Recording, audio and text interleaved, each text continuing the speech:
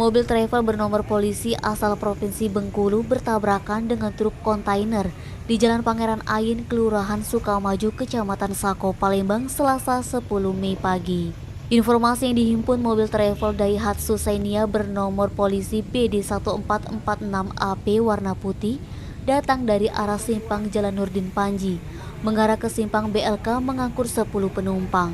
Diduga sopir travel mengantuk dan oleng ke kanan menabrak truk kontainer warna oranye Snowpol BG8773IC yang mengangkut kelapa sawit dari arah simpang BLK. Dari pantauan semek.co, mobil travel berhasil dievakuasi menggunakan alat berat milik Dishub Kota Palembang. Sempat membuat macet dan petugas melakukan penutupan jalan sebelum dilakukan evakuasi. 4 penumpang travel mengalami luka berat dan 6 orang luka ringan. Saat ini penumpang mobil travel berjumlah 10 orang tersebut sudah dilarikan ke RS Karya Asi Cabang Carita Sako. Dayat, warga sekitar lokasi, mengatakan mobil Xenia warna putih dari arah kebun sayur tiba di lokasi langsung menghantam truk kontainer. Kemungkinan sopir mengantuk. Edo, Someko TV melaporkan.